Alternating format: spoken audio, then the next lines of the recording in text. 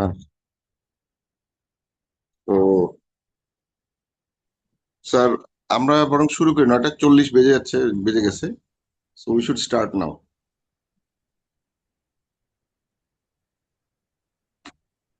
Assalamu alaikum, respected physicians. Welcoming all in today's presentation organized by ECG Study Group.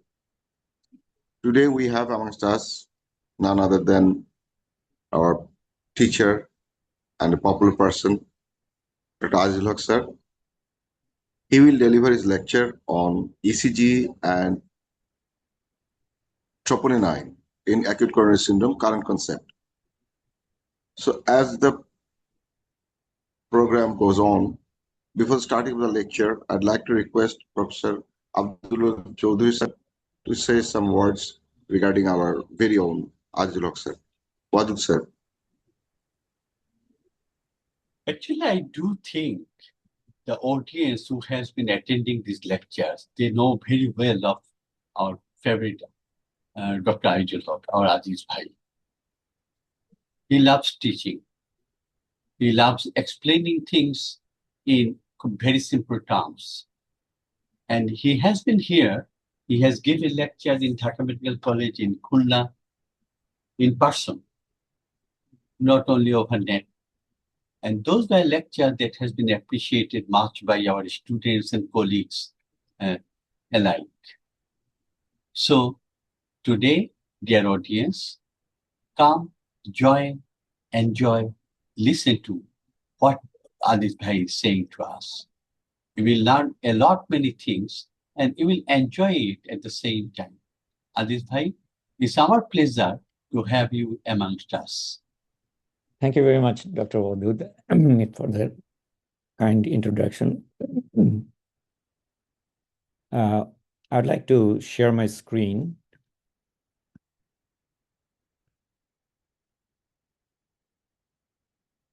You can see my big screen, right? Yes, sir.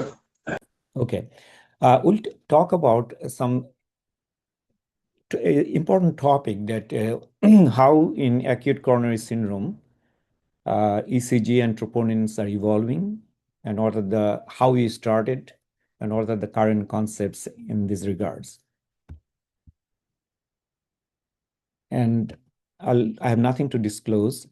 And our learning objective today, that current ECG criteria for STEMI and non-STEMI classification and acute coronary syndrome, there are some limitations. We'll discuss about that. And also would like to understand the concept of occlusive myocardial infarction and non-occlusive myocardial infarction, that maybe in perspective of how we treat the patient, how we benefit treating the patients, maybe more appropriate than the STEMI, non-STEMI classification. And definitely how we can use artificial intelligence in this regard, about this, how we can get the help as much as possible with artificial intelligence regarding the ECG, diagnostic criteria for understanding of occlusive myocardial infarction. And I'll briefly talk about high sensitivity troponins that are a lot of data coming out and how we are utilizing it.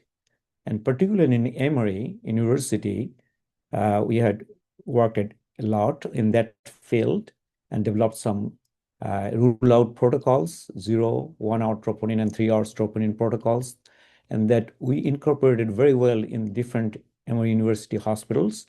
And we'll share some data about that.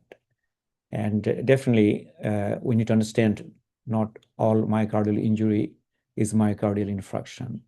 In this regard, I'd like to point out that 3 of our Emory faculty have been working in this field, and they are one of the writers in 2025, the recent guidelines for STEMI and non-STEMI management of ACS. Dr. Tanvir Rav, Dr. Goel, and Dr. Izedinso are part of the writing group of the newest guidelines 2025 for ACS. Let's start with a case, 52-year-old female with a history of diabetes, positive family history for CAD, came to emergency room with a history of chest pain. It started like 7/10 in intensity about 2 hours ago. She's a non-smoker. Vital signs stable, no JVD, and clear lung fills. Initial troponin, that high sensitivity troponin was 12, and then an hour later, it increased up to 18. In our facility, upper limit of normal in women is 15. And when she arrived to the ED, she received sublingual nitroglycerin. Her chest pain got better, right? And this is her ECG. So you can look at it, probably nothing much you can see there, very non-specific changes. She didn't fit to any STEMI criteria or anything to worry about that.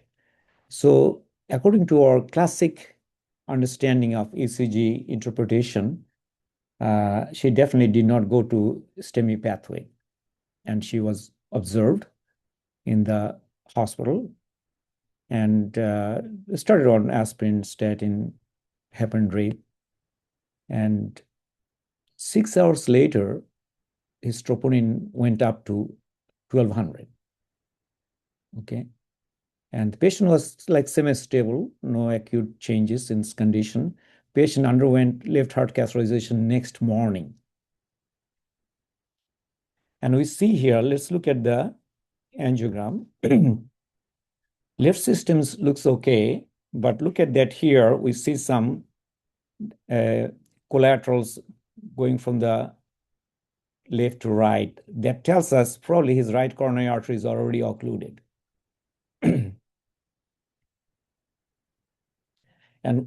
And we do, and look at the right system is occluded. So the reason I'm showing this case, because it's basically acute vessel occlusion, right?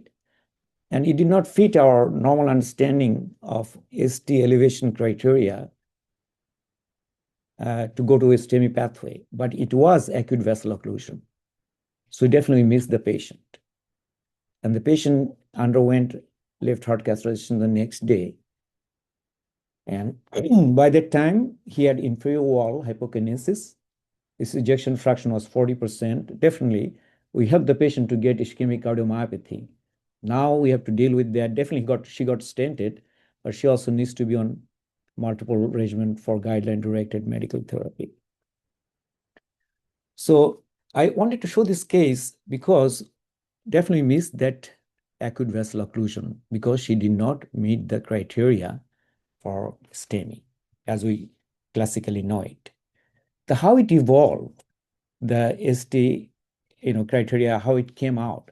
It came out from the data from 1980s to 1990s. And you remember those, some of you, that we started that it was a thrombolytic era, fibrinolytic era, and most of the patients probably that time got streptokinase. Okay, and here is a meta-analysis of 9 trials. Okay, and interestingly, all these 9 trials, 4 of them did not even needed or included the ECG criteria at that time. The patients came to emergency room with chest pain, with high risk factors, and all these classic symptoms, and they decided that time, patient needs thrombolytic therapy. But 4 out of these 9 trials, they did not have even ECG. They had ECG, but it was not even included in the trials. And look at that, the sub-analysis of those data, of those meta-analysis of the 9 trials. When they looked at that, they found out that, this is the odds ratio, and this is the fibrinolytic on the left side and control on the right side. And when you see on the left side, the patients with ST elevation, particularly anterior, inferior ST elevation, they did better with the fibrinolytic therapy. They did better with the fibrinolytic therapy. But patients with ST depression, they did worse with the fibrinolytic therapy. That we already know. They did worse, okay? That's the study and the sub-analysis, information that actually, build the foundation of understanding that ST elevation are occlusion MI, most likely, and they will benefit from opening the artery quickly. And that time we had only, way to open it up was thrombolytic therapy and likely streptokinase only because TPA came later. And later on, Dr. Menon and his colleagues, they did case studies about 1,000 cases, and 300 of them had acute MI, and that was documented by CKMB that time. And they concluded that optimal ST elevation is at least 2 millimeter in anteroseptal leads and 1 millimeter in any other leads. That actually made its way to the first universal definition of myocardial infarction that was published initially in 2000, year of 2000. And interesting enough, that the same year, the first guidelines for ACC and AHA guidelines came out for patients with ACS with unstable angina and non-ST elevation MI. And Dr. Eugene Braunwald is the guru of the cardiology. He was actually chair of this guideline committee at that time. And at that time, we first deviated from our previous understanding how we classified MI in the past. In the past, we classified QA MI that now changed in terminology with ST elevation MI. And the non-QA MI that they were classified as non-ST elevation MI, but they could have unstable angina if they did not have any positive biomarker, or if they have positive biomarker, then they became non-STEMI. That's the first understanding and incorporation of ST elevation criteria in differentiating STEMI and non-STEMI. And that's still valid. Look at that, the fourth universal definition of MI in 2018, still those criteria are still valid with some changes. And 2025, the newest guidelines that we just had at the end of last year that also incorporated those, clinical criteria. What are those? That we all know that in any, except for V2, V3 leads, any other leads is 1 millimeter ST elevation and 2 contiguous leads. And V2, V3 leads, in case of male, if it is below 40, then it is 2.5 millimeter elevation, is above 40 is 2 millimeter elevation. And if they are women in V2, V3 leads, it's 1.5 millimeter elevation, then age doesn't matter. Okay, and definitely you have some posterior inclusion. So these are the criteria still we can we got this idea from the trials in 1980s and 1990s, they still are using it, okay? So if you look at the current pathophysiologic concept of ACS, we understand that there could be non-occlusive MI and it's occlusive MI. Okay, if there's plaque rupture, thrombosis, if they totally occluded the vessels, occlusive MI. Okay, and the understanding came to the basic facts that whether there's a transmural ischemia or not. If there's a transmural ischemia, then we call it occlusive MI. Okay, if non-transmural ischemia, we call it non-STEMI, or it could be if it's troponin negative, then it could be unstable angina. That's the current concept still we follow. But is it that criteria that we're looking for? Probably not. Okay, the criteria we're looking for, whether we're able to identify quickly the culprit vessel that is acutely occluded, that needs to be opened up right now. That's our goal should be. Okay, because if we delay, we lose myocardium. Remember, time is myocardium. So another nice study came out from Dr. Agarwal's group. I'm going to share the data with you. That's the data. It came from a single center in a large hospital from Philadelphia from 2012 to 2015 years range. They looked all the STEMI activation in the emergency room, okay, by the current criteria that we follow. And they looked at the false STEMI alert. And interesting enough, if you look at the data, so 61 STEMI, and out of them, 279 had true STEMI, and 82 has false STEMI alert. And you probably, who are dealing with these people in your hospitals, you already know that there's significant false STEMI alert happens because you're still following those criteria. And definitely it increases healthcare cost, utilizes healthcare resources, and definitely our interventional cardiologist gets burnt out. Okay.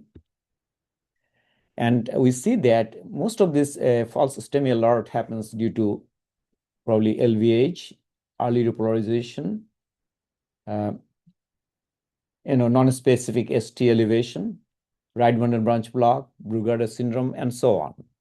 Bottom line, the way I would like to share the data, because still we have a lot of false STEMI alert. Not only that, even if it's not STEMI, in the non-STEMI group, we also miss people who are truly had occluded vessel that time. So here it comes, because there's a lot of formulas, criteria for ECG identification for STEMI, and a lot of STEMI mimics, different kind of ECG changes, different time of the evolution of the MI. Can we incorporate all the data? Is it possible for all the data for a human being to analyze quickly and come to a better conclusion? And let's look at how artificial intelligence can help. There's a data just came out this year in JAC in January 2026, and actually open access was available in late October, but in January 26 it was published by Dr. Herman's group, that AI-enabled ECG analysis improves diagnostic accuracy and reduces false STEMI activations.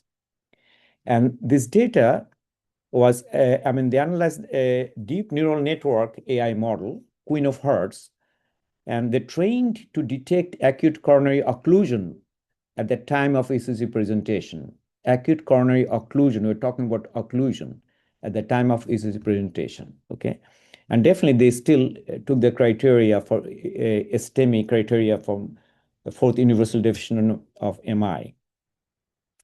And as we see in this data, there are like almost 1,085 patients, and then 53 was excluded for different reasons. Patient did not cath, or they are not really eligible for that for many reasons.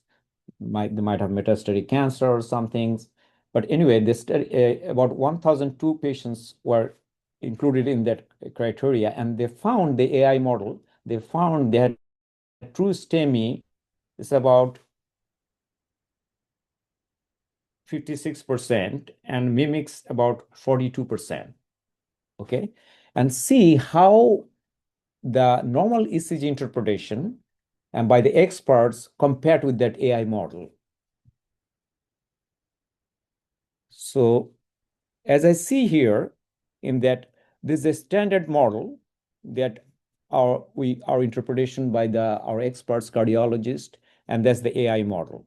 Okay, and in this area, we saw that the AI, the area under the receiver operating curve, is much higher than our standard interpretation of the EKG to find the occluded vessel, acutely occluded vessels, much higher.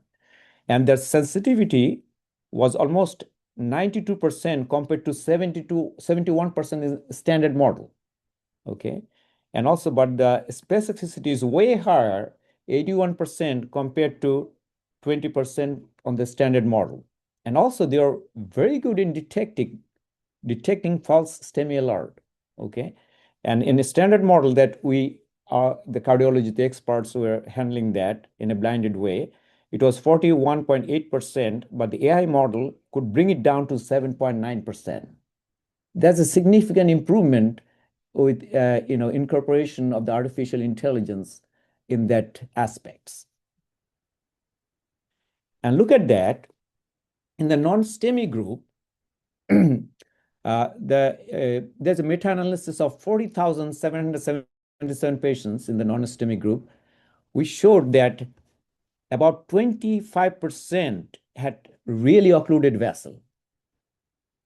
And so basically at least one third of patients, they have occluded vessels, despite that they were classified initially as non-STEMI. So there's a lot of work to do because we're missing those patients and we're letting them sit down and doing, heart catheterization later on, and we are basically allowing their muscles to die. Okay. Another important point I'd like to make is like our inherent bias. Like, as for example, the patient was admitted with non-STEMI diagnosis, and we're in a routine way, we're doing the heart catheterization on them, and we found they have truly occluded vessel. Okay. But if you retrospectively, you think about the patient probably had a truly occluded vessel, should have been STEMI. Okay. But do we change our diagnosis? We do not, because we still classify them non-STEMI. Despite that, they had acutely occluded vessel because of certain reason. Okay, could be billing reason, could be national registry reason, but that bias still exists. And so we need to start thinking about different way. As we used to do like STEMI, non-STEMI, we probably need to start thinking about acute vessel occlusion MI and non-occlusion MI, because that is probably more practical way to think about, because we know that we have to open up right now acutely occluded vessel. But how to achieve it by standard ECG criteria is still difficult, because we're missing a lot. And also on top of that, we're getting a lot of false STEMI alert. Because that ECG is a dynamic process. When this vessel starts occluded, we see hyperacute T waves, then we see some ST elevation, then we see later on some slight Q wave formation. As time goes up, ST elevation goes down. We can see biphasic changes. Then there's a Q wave formation. And some patients, when they have really transmural MI and we didn't do anything, they can form aneurysm. They could have persistent ST elevation. And even we open up the artery, either thrombolytic or PCI, we see some biphasic changes, T-wave inversion. The more biphasic changes, sometimes deep T-wave inversion. And afterwards, for a while, it goes to normalization or may still persist as some degree of a non-specific T-wave abnormality. What does it mean? It means a lot of variance of ECG transformation in the MI, both in the acute phase of occlusion of the artery and also when you open up the artery. So is it possible for a human being to incorporate all this data? Because we're not in a position to see all the dynamics, because we don't do ECG every 15 minutes or every 30 minutes, okay? But whatever we do, it's difficult for us to incorporate the data and right way to diagnose acutely occluded vessel. And that is why that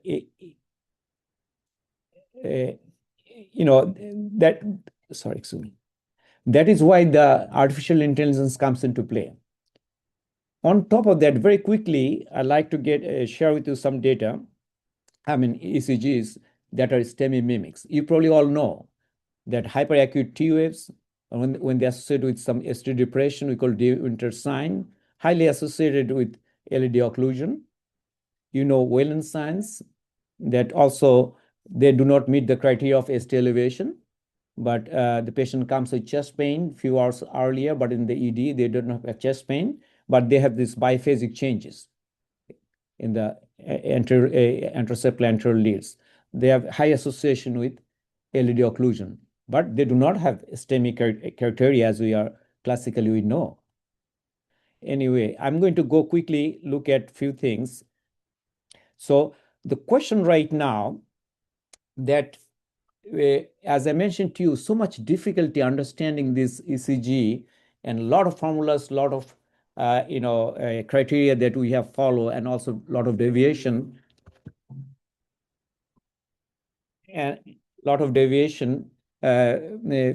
from the standard ST changes. So it is not possible all the time for a human being, even expert physicians, to analyze all the data simultaneously.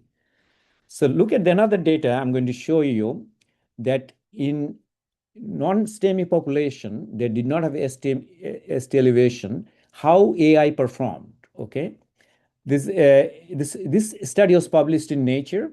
Okay, and they analyzed the data with the expert software, like with AI, and they found out that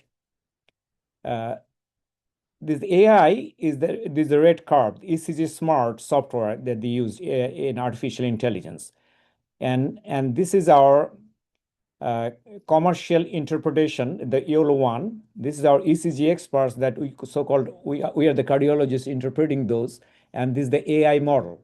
Okay, and definitely the AI model did much better. Their area under the curve, the receiver operating curve was 0.87, and the clinical experts was 0.8, and the commercial ECG software that we have in the ECG machine was 0.75. And there's another study came out in 2026, just recently, and they analyzed the data in patients after cardiac arrest, after they resuscitated the patient, and this post-resuscitation ECG.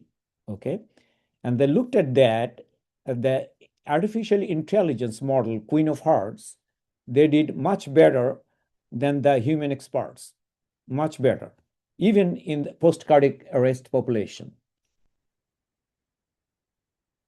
So the conclusion of this part one, that standard classification of STEMI and STEMI by ECG criteria has significant limitation regarding false activation and missed acute occlusive MI. And maybe the occlusive MI and non-occlusive MI paradigm for ACS could be a better approach than the traditional STEMI and non-STEMI model.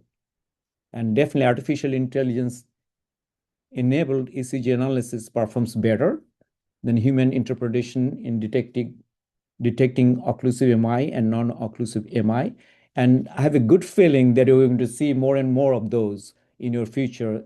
And this is very important for our young physician. And also from our age, we should also be adaptive for this artificial intelligence ECG interpretation that would be probably coming, will have a major role in the diagnosis of acute occlusive MI or non-occlusive MI population. And important understanding that a subset of non-STEMI group, we need to be very careful. We need to examine them again and again to understand whether they have high-risk features, because they will have occlusive MI and they might benefit with early revascularization.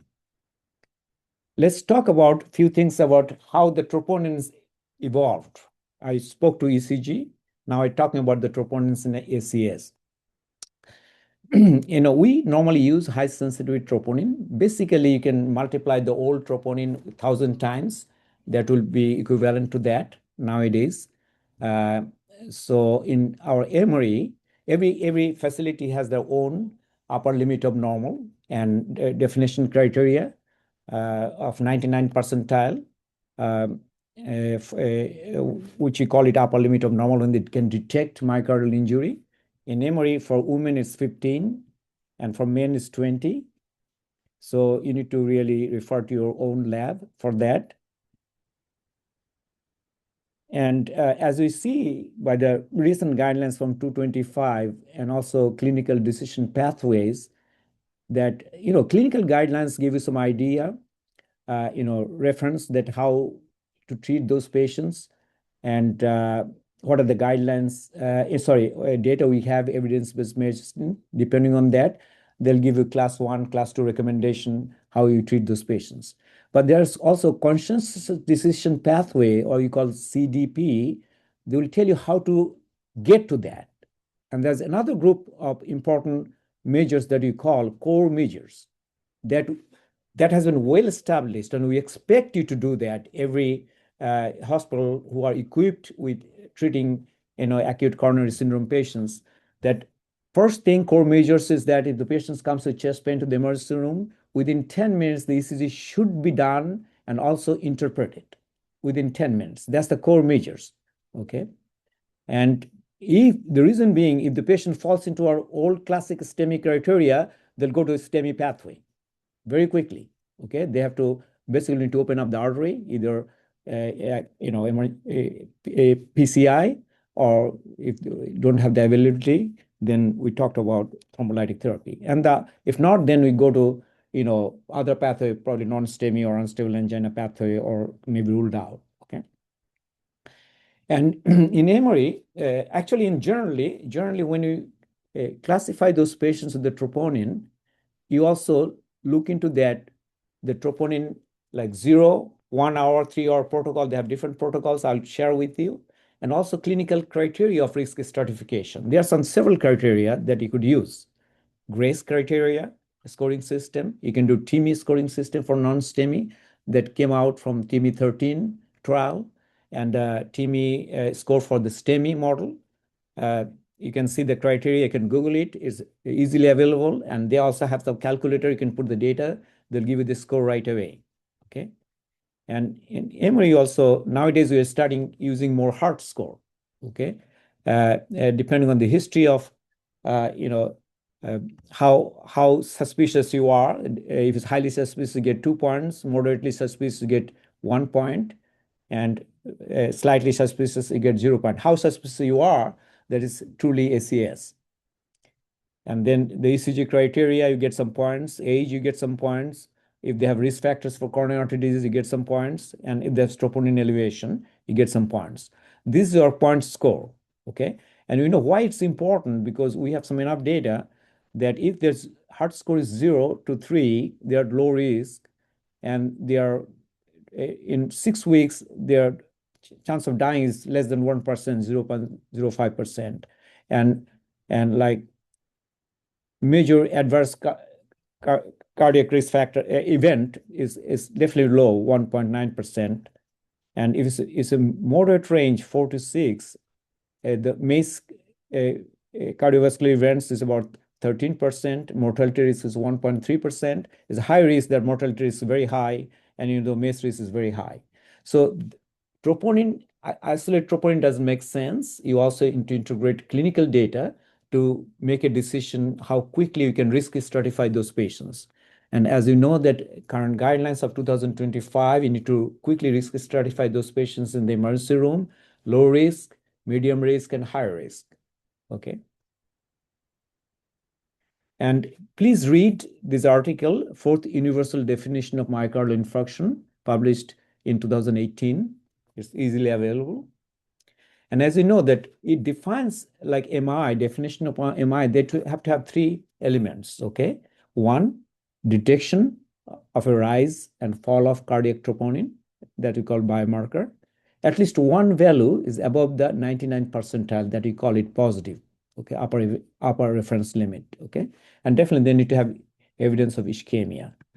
And the ischemia could be different way to detect, like whether they have symptoms, ischemic symptoms, classic symptoms like chest pain, with exertion or emotional stress, radiation to the jaw or to the arm, or they have ECG evidence of ischemia like ST elevation or ST depression, whether they have any wall motion abnormality on the echocardiogram that's new, or on the stress test like myocardial perfusion defect, or any heart catheterization criteria, whether they have really truly documented disease, or even autopsy, if the patient doesn't make it, whether there's any necrotic evidence of occlusion of myocardial ischemia. They can qualify evidence of ischemia, any of those. And I like to point out, though it could be a separate talk, I'd be happy to give that more detailed talk on different types of troponins and classification of troponins. But let's very quickly have understanding that type 1 non-STEMI that we have. STEMI is a different criteria. We're not talking about that. We're talking about, the suboccluded vessels. If they have like plaque rupture or erosion or plaque rupture, then you can get either occlusive MI or non-occlusive MI. These are type 1 MI, okay? That's coming from the heart, either from plaque rupture or erosion of the plaque causing thrombosis. It could be occlusive or non-occlusive, but it is type 1 MI. We call myocardial infarction. Type 2 MI, it involves the coronaries, but mechanism is different because mechanism is not plaque rupture or erosion of the rupture, okay? Not thrombosis inside in situ. Type 2 MI, as for example, you might have some disease like obstructive disease, and as we see that they did not have plaque rupture, okay? But as for example, the patient like tachycardic that make this disease more symptomatic. They can have ischemia with that, but they did not have plaque rupture. And that can cause some troponin elevation. As for example, the patient has vasospasm, prolonged vasospasm, okay? That can also cause ischemia, but they did not have plaque rupture or erosion of the plaque. Or the patient has like dissection of the artery, okay? That can also cause some troponin elevation, ischemic symptoms, but they did not have plaque rupture or erosion. Or the patient might have microvascular disease that major problem is demand and supply mismatch. So in this case,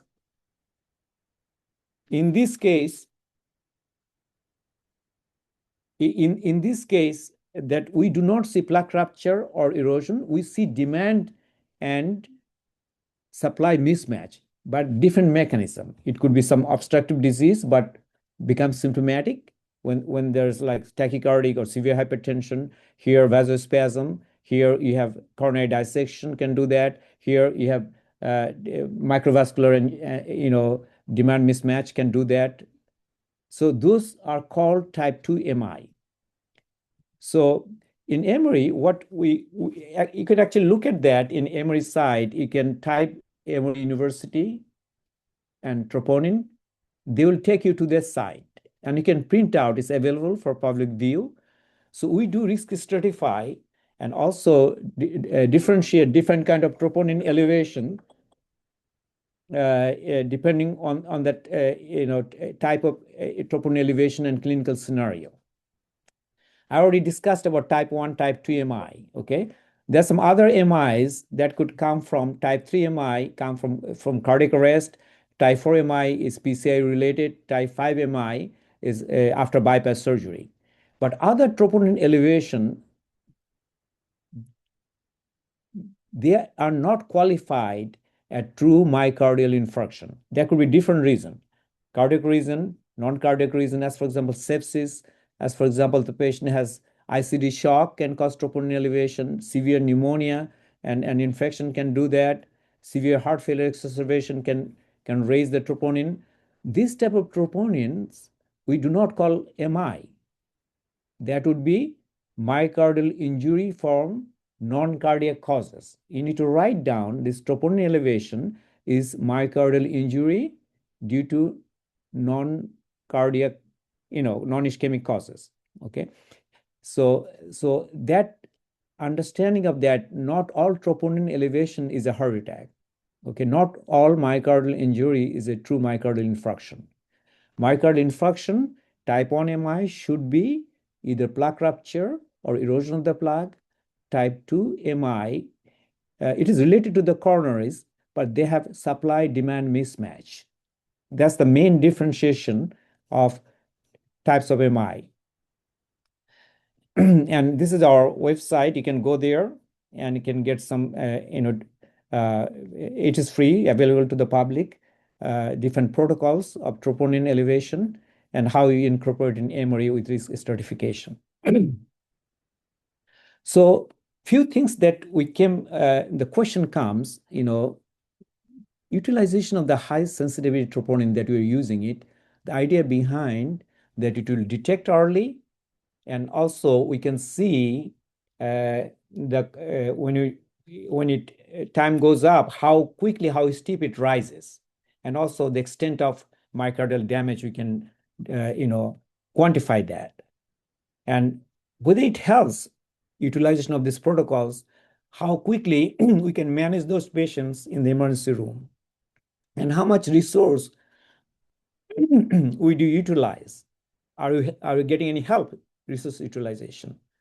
Whether they affect positively on major adverse cardiovascular event. These are the questions we have before you implemented that protocol and what are the data behind it. Let's look at that. I think you can find this data from the European Society of Cardiology 2020 guidelines. That's if you suspect non-STEMI, and definitely your first goal by the troponins rule out, okay? That's the first group. And then if it's a high-risk group, then they will go to like early revascularization. And the medium group that you're not sure that you cannot send those patients home, then you need to observe them in the special like cardiac decision unit you call CDU, or any place you can observe them in the hospital that you designate. But the main goal should be, if you send the patient home, if they send the patient home, your goal should be, if the patient go home, you need to be 99% certain they will not have an event, cardiovascular event, in 30 days. They should have 99% negative predictive value for 30 days MACE event. Those patients, you're sure to that level you could send home. And the high group that they have very 70% positive predictive value for MACE. So you need to definitely admit those patients. But the main problem arises this group. What to do with this later on, and how to redefine their risk assessment. And there's a data come out from mainly from Europe. They studied 2,296 patients. And interestingly enough, initially, the risk stratified, they could rule out like 67%. They observed about 23%, and they ruled in about 13%. But when they took that into consideration, high troponin data, and as a risk scoring system, they could further risk stratify them, and they could let the patient go about 71%. So from 62%, they could improve up to 71%. They could let them go home. They ruled out. Okay, they're low risk, and 29% they need to be hospitalized. And they followed these patients prospectively, and they found out that they had 30 days MACE event, major adverse cardiovascular event, less than, it was 0.2%. Definitely our goal was, you remember, 1%, but they did better, 0.2%, okay? And the outpatient safety in 30 days is 0.3%. So that it met the criteria that we initially defined, that they should have 99% negative predictive value for MACE events if we let them go home. And when we applied those rule out protocol in our emergency room, and we see that our own data, it dropped about 40% of time duration of hospital stay on those patients. So it's kind of widely adopted in our different hospitals, this rule out protocol with high sensitivity troponin data. But definitely, you need to make sure you train the doctors, you train the ED physicians, and our residents and interns how to incorporate those data and how to risk stratify those patients. Because extremely important training, and understanding those. Because otherwise, you'll get hundreds of consults for unnecessary troponin elevation. Another thing that the data from 5 Boston hospitals, we see that when they analyze those data with high sensitivity troponin, about 7,564 patients, we see that we had less utilization of the medications like aspirin, beta blockers, statins, and all these things. But definitely we used more troponin and more ECG, but less utilization of the cardiac testing. So it tells us that if you really follow the rule out protocol, 0, 1 hour, 3 hour protocol, and also utilize cardiac risk stratification scoring system, you can have less utilization of the resources. except for the troponin and ECG that we expect because we were doing that. As we see, there's another historic trial. We see that we could increase the discharge rate from the ED emergency room from 50% to 71% by utilizing this data. And 30 days major cardiovascular event, 0.4% to 0.3 didn't change. It's statistically non-significant. MI 1 year is not change, statistically non-significant. Death 1 year, no change. So utilizing this protocol with high sensitivity troponin and clinical risk scoring did not change outcome data. So what we learned? We learned that using high sensitivity troponin and cardiac scoring system, we can improve ED throughput, means we can quickly discharge those patients if they're low risk. And also we proved that it doesn't increase resource utilization except for the ECG and troponin that we expect. And definitely it doesn't compromise clinical outcomes like all the major adverse cardiovascular event. And hence we follow this protocol in Emory. As for example, if the patient goes to STEMI, they go to different criteria. But if the patient has low cardiac risk, 0 to 3, and troponin is less than 5, they automatically goes to low group, okay? If the patient heart score is 0 to 6, and the troponin is less than 5, and another troponin, repeat troponin in an hour or 3 hours, no significant delta change, also go to the low group. If the troponin is, heart score is 0 to 6, troponin is 15, that's our cutoff point, and no delta change more than 5, then they could go to the low risk category and their potential could be discharged. If the patient's troponin is more than 100, then they already qualifies for the high risk, okay? In between, the patients comes to intermediate risk. And in between intermediate risk, if they're 0 to 3, this patient potentially could go home if the heart score is 0 to 3, but they need to have follow-up very quickly within a week and may need cardiovascular stress test now outpatient, okay?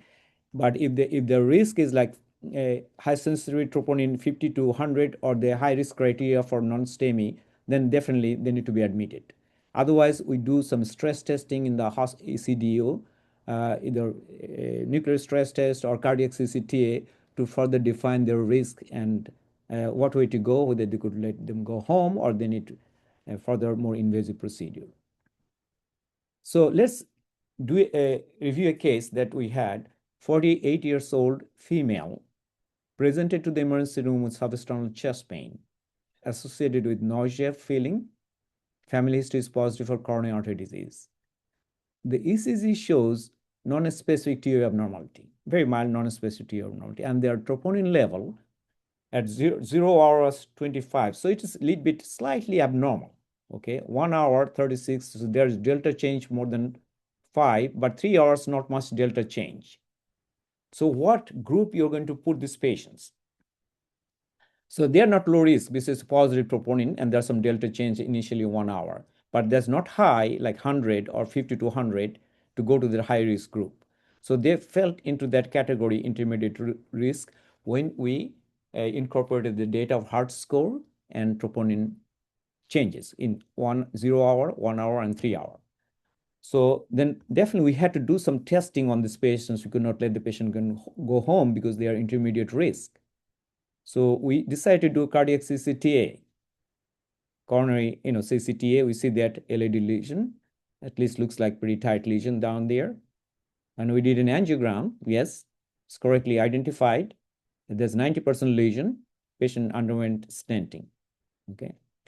So in short, let's, in this part 2 conclusion that high sensitivity troponin definitely coming out of our old troponin I to high sensitivity troponin because it can detect early and it can detect delta change early and also risk stratify better. And definitely ECG is still the best rapid and inexpensive test, as you know, but you need to know the troponin in your institution, what's the cutoff points, what's the reference points. And also, if you follow the 0, 1 hour, 3 hour protocol and utilize the cardiac risk score models that you apply, we apply in Emory heart score, then you can quickly identify those patients into different group, low risk group, intermediate and high risk group, and that can change your management plan quickly. You can send most of the patient can send them home, probably about 70%.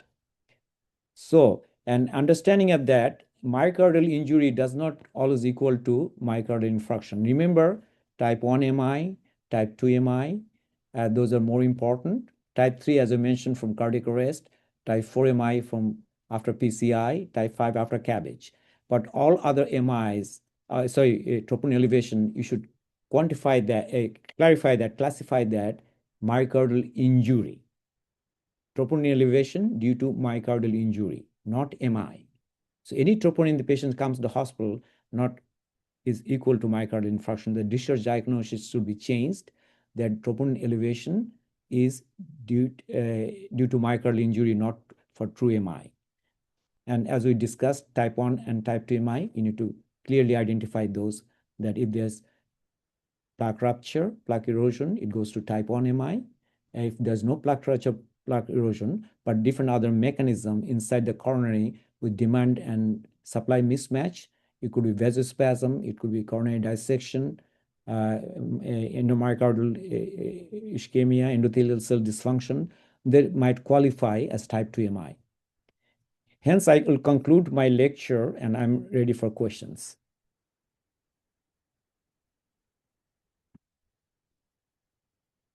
Yeah. Hello. Thank you very much, sir, for your presentation, which is a very time demanding presentation, as troponin is being used very frequently in our country also as an initial investigation along with ECGs. And many a times people with chest discomfort or fever also getting tests.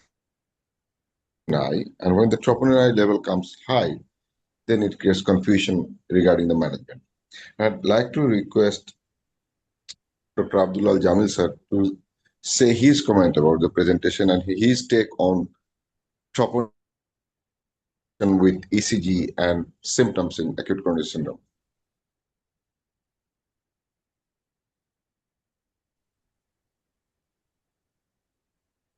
Thank you, Tushar. It was an excellent and elaborate presentation. And troponin I is often is very confusing, and we have many clarification from Aziz's lecture. And what we face in our daily clinical practice, especially from the non-cardiologist who refers cases for those patients do not have chest pain, but they are doing routinely troponin and slightly raised, they label it as NSTMI. And there are a lot of non-cardiac causes that causes raised troponin. And anywhere there is muscle injury, some sorts of troponin is raised. Even with, say, road traffic accident, those patients or those patients undergoing drastic surgery, they have also raised troponin. But that doesn't mean that it's myocardial injury. So thank you, Aziz bhai, for a nice presentation. Tushar. Tushar, can I make a comment?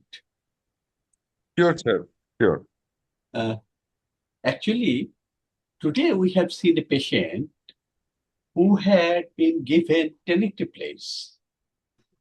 But after just seeing the ECG and just the short history taken from the patient, my comment was I'm not at all convinced that it was an MI.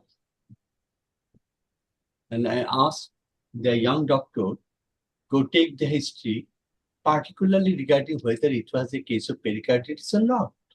I'm not going to direct you. You find out yourself. And he came back, sir, most likely you are right. And this is happening. People are mistakenly equating myocardial injury with myocardial ischemia.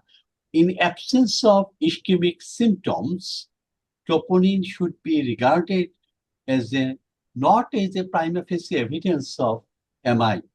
but as a corroborating evidence, there may be MI. And you have to exclude that. And you should take the history properly. And that's probably the most easiest way with not getting caught in I would say, in a false situation. And important, Dr. Wadud, as you mentioned, if it is true pericarditis, thrombolytic therapy will be detrimental for the patient. Yeah. You will have hemorrhagic pericardial effusion because, pericarditis definitely is Patient a develop clinical pericardial effusion diagnosis. after that. Uh-huh. And Sorry? it will aggravate and may lead to tamponade Yes. by yes. hemorrhage within the pericardium. Mhm. Atahar sir, Yeah, you were saying something. no, yeah, thank you, Aziz bhai. Really, it was an amazing lecture. And I have a comment. I want to hear a comment from you. That is how much you are, that is AI dependent, that is how much you are utilizing the AI facilities in your clinical practice, and how we can use these facilities in a country like Bangladesh. Just Yes. Mhm. And actually, our fellows are more interested in that. Everybody has in their phone app, Queen of Hearts, it's available probably. And they are just running that EKG, take a picture, run through that. Okay. And actually, we are having some study going on right now with our fellows that what we are doing and what's the prospective study, and we like to see whether it is accurate, how much accurate they are predicting our patients. Okay. And in the phone, you can Google it. I was told my fellow that's available, Queen of Hearts is available on the app. Okay. I'm not So sure whether is it's there paid or any, not. sir, is there any scoring system app that uses ECG, tropi, and patient characteristics to measure or to tell about the picture? No, that's still not available, okay?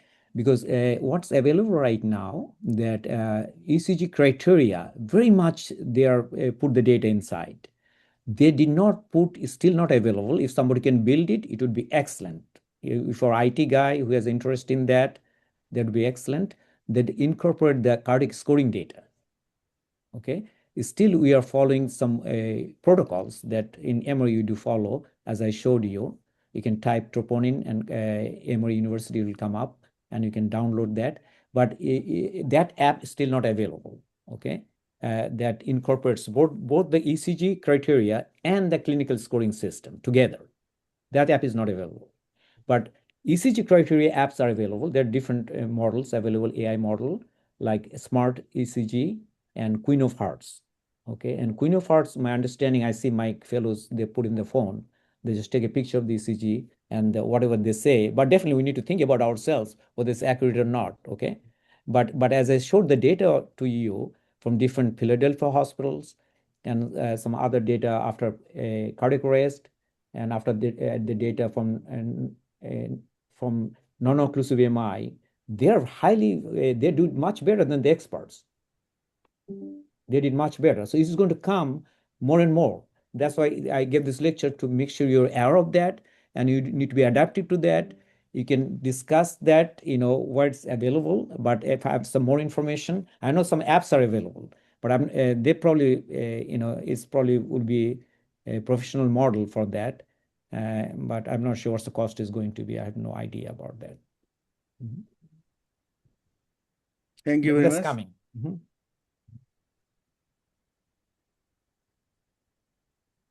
And Tushar. another thing, I'm giving some research idea, Dr. Wadud, if you can do with your some fellows, okay, like ECG, if they have, like they do dynamic ECG, like put some electrodes all the time for them, okay, and analyze those data, like 3 hours data, okay, like you can do 5 minutes, 10 minutes, 15 minutes interval, and if they have change in ECG condition, we know that sometimes the patient's condition changes, the ECG changes.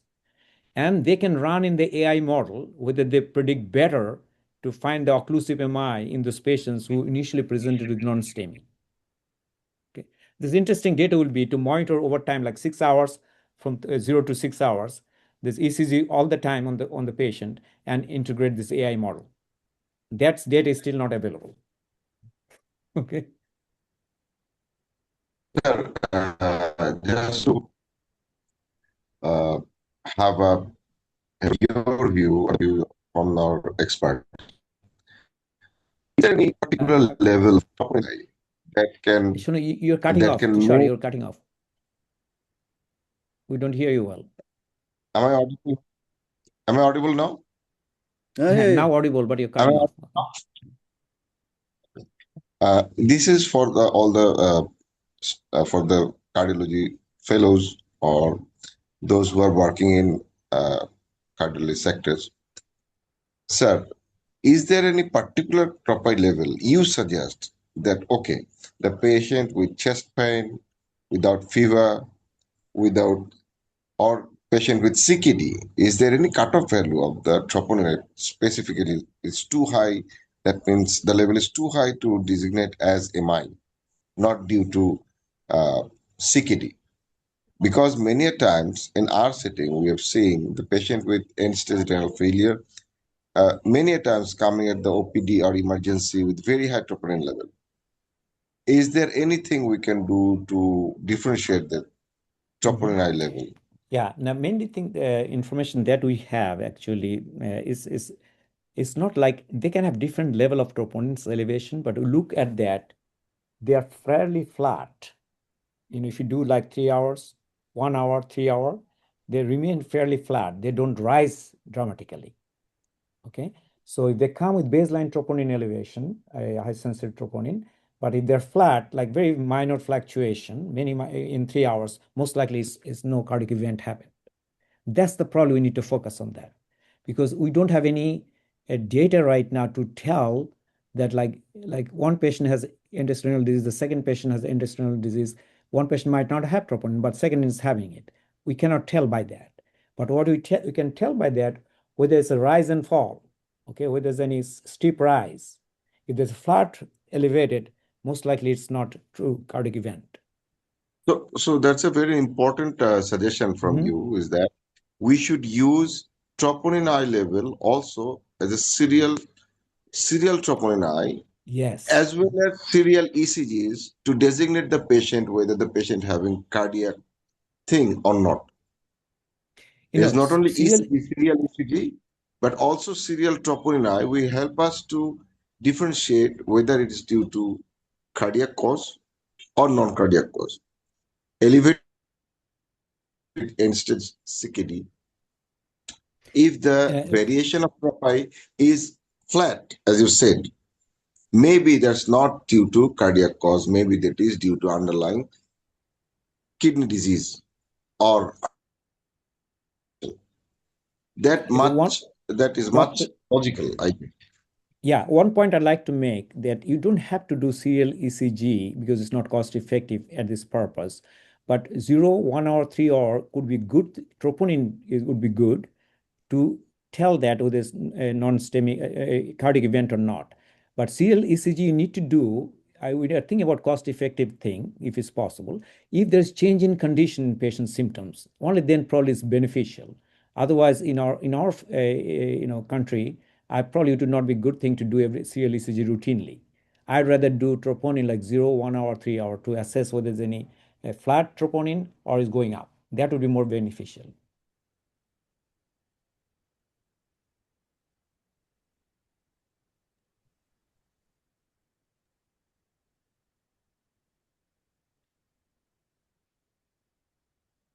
So thank you very much. Thank you very much again. I'd like to request Professor Atahar Ali and Abdul Chowdhury sir to share their views and conclude the session. First, Abdul Chowdhury sir.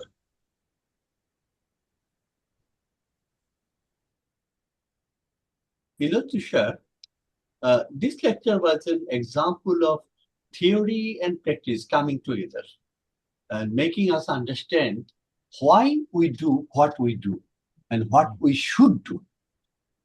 And that's the way of actually developing oneself. We should not be rote learning, or we should not be doing something because everybody is doing it. We should understand why we are doing this particular thing. And here, this lecture, which blends the theory, the research, and the explanation all together actually is very handy for us. I do hope and the students will be listening to it again and again, because some of the things may become more clear when you listen to it repeatedly. As a teacher, I know that I have to go through a particular text multiple times to understand the actual, I would say, the underlying philosophy of what we are doing. And that's the way we should progress and enhance our knowledge. Arif Bhai, it was a superb job you have done. Thank you. Thank you. Thank Thank you, sir. Atahar sir, please share your views. Really, it was an amazing lecture. I have learned a lot, really, I think. And there are so much information that I think it would better if the lectures were in two parts, really. So much Yes. information. And every parts were so much learning. So it will be put in the Facebook, and even me, I want to hear the lecture again and again. So much really. And that the lecture has opened the new dimension of your lecture practice, I think. Azizbhai, thank you and congratulations very much. And I will request you to put such a type of lecture again. Thank you. Excellent. Really. Thank you. Amazing. Thank you. Thank you, sir. Thank you Thank all you, our everybody. thank you all our participants to be with us for quite a long time, and we hope the coming month Adit sir will deliver another excellent lecture like this one. Today we are closing the session, and we'll meet again the next month. Thank you all, and also thank you, Beximco Pharmaceuticals, our scientific partner in this program. Thank you all. Thank you. Thank you. Assalamu alaikum.